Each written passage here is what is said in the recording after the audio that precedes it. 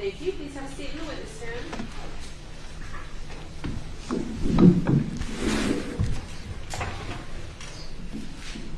And for the record, state and spell your first and last name, please. James, James, Duggan, Duggan. Do me a favor, can you just tap on that microphone, see if it's okay, good. Proceed, please. Thank you. Good morning, Mr. Duggan.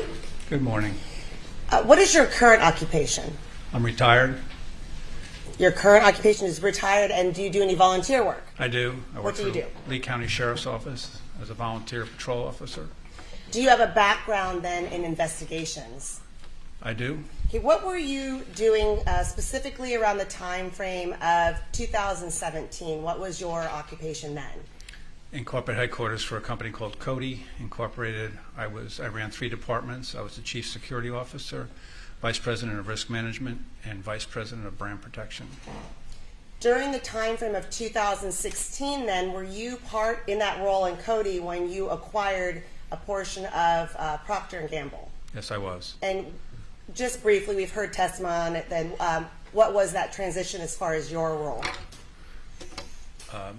My role was then, from a risk management perspective, was to ensure all the assets for the corporation.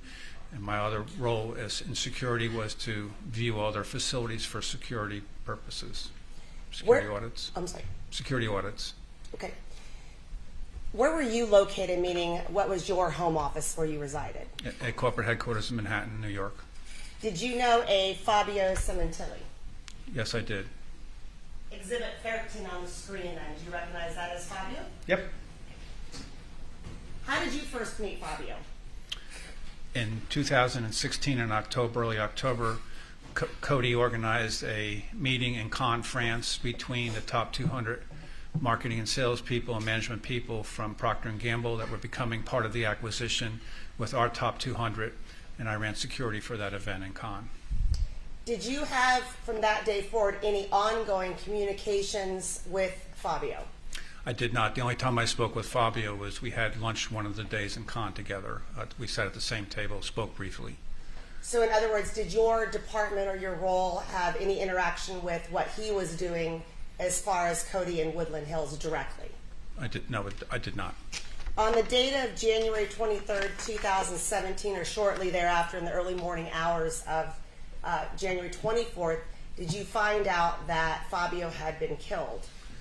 So the evening of the 23rd, late in the evening, New York time or East Coast time, I received a phone call from our public relations officer in New York at home on my cell, telling me that Fabio had been murdered at home. When you found out that information, what did you do? I asked some questions about what happened, and she shared with me what was publicly known, and then I went to bed, and the next morning I reached out, when time permitted, I reached out to the LAPD to see if I could track down who's the detective handling the case. Why did you do that?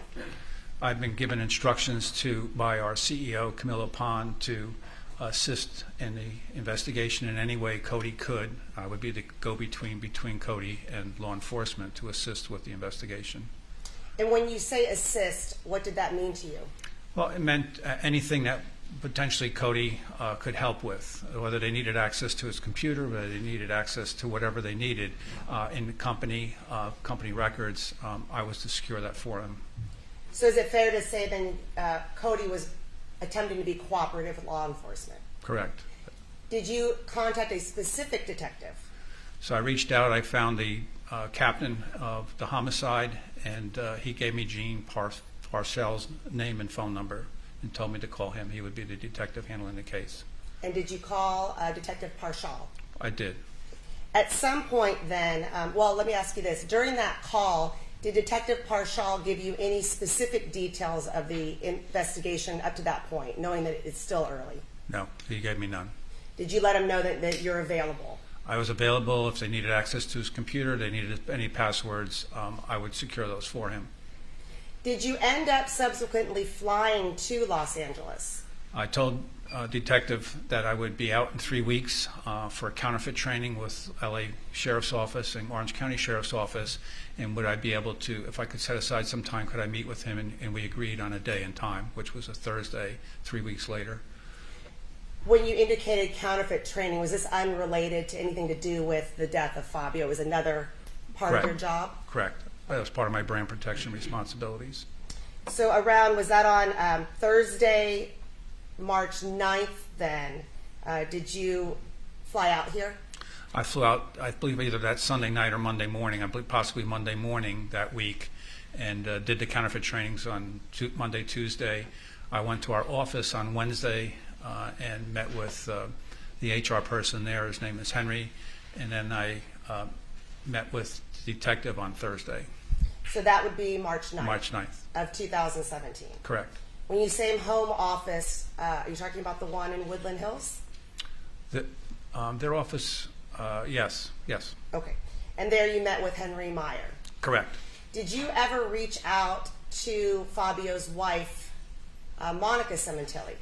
So Henry gave me her name and phone number, her cell phone number, and I reached out to her that Thursday afternoon after I spoke with the detective. Up until this point in time, had you ever met Monica Sementilli? I had not. Had you ever talked to Monica Sementilli? I had not. Have you since then, did you end up meeting her face to face? I did not. We never met face to face. Okay. So when you spoke to her then, how did that happen? So I called her on the phone, told her who I was and that I was head of security for Coty, and I've been given instructions to assist the LAPD in the investigation any way Coty could. And I also was told her. I also then asked her if there was anything that Coty could do for her. And what did she say?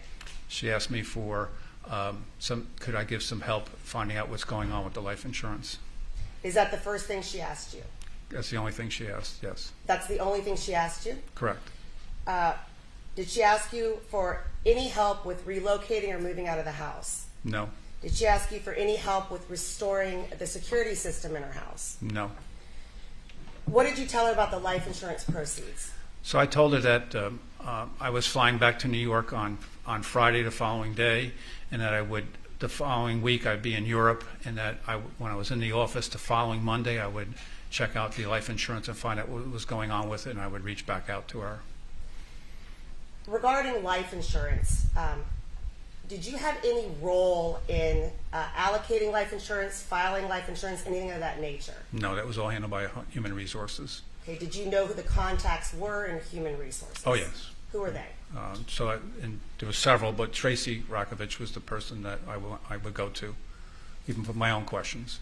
And did you then subsequently have a conversation with Tracy Rakovich about what the defendant had asked you? So that Monday, I believe it was March 20th, I'm not sure, is that the date? I think it's March 20th. Yes, March 20th.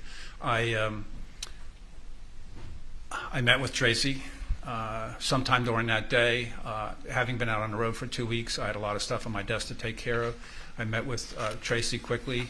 She gave me some details about the life insurance and some other information, and I ended my day and went home. And that was Monday. Was that the day that you had told the defendant you would get back to her? It is. Okay. Did you talk to her that Monday? I did not. Did you talk to her the following day? So the following day, the 21st, I received a voicemail from her. I think I was in a meeting, so I called her back after I was out of the meeting. So you had not called her since your conversation that you had with her when you were out in LA. You had not called her back yet. That's correct. Okay. So she called you on that Tuesday. Correct. And what did she say to you? Objection, hearsay. So rule.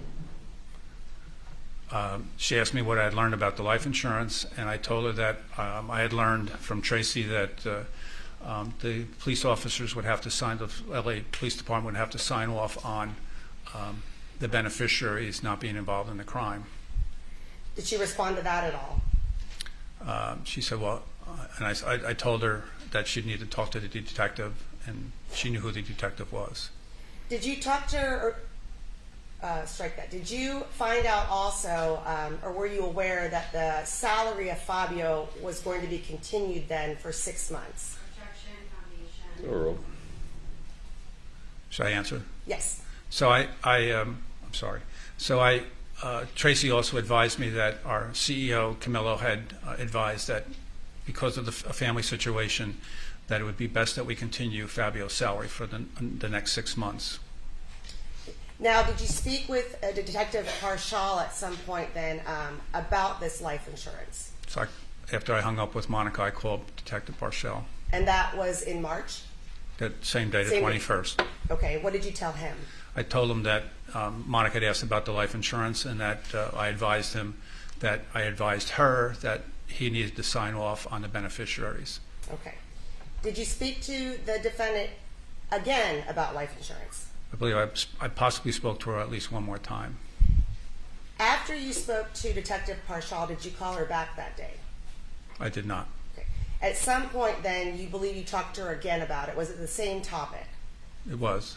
Did you ever have any conversations after you offered assistance to the defendant about anything else other than the life insurance? No.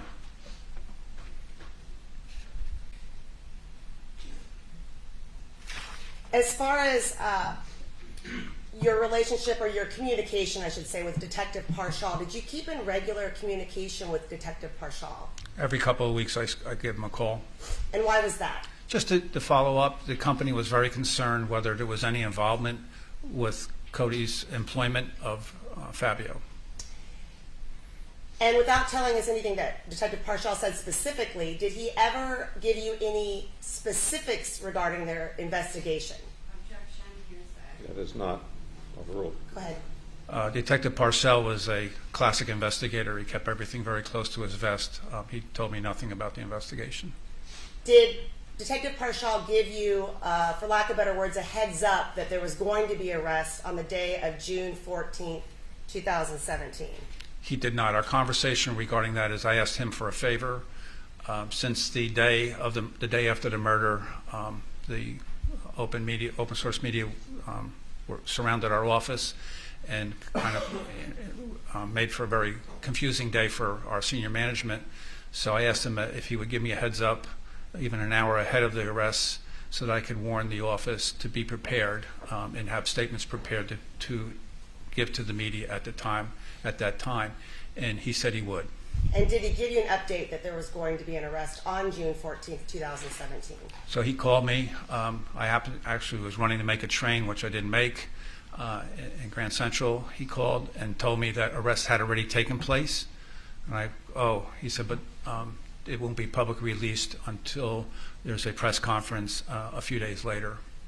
And then, based on your position in the company, did you inform those in your company So then what you indicated? Right. So I directly called our CEO, our general counsel, and also the president of that division, of the Weller division, and I also called another person, the senior vice president who was responsible for that division. Okay, thank you. I have no more questions. Any questions? No questions, Your Honor. Thank you, sir. You're excused. Thank you. Thank you. Roll call.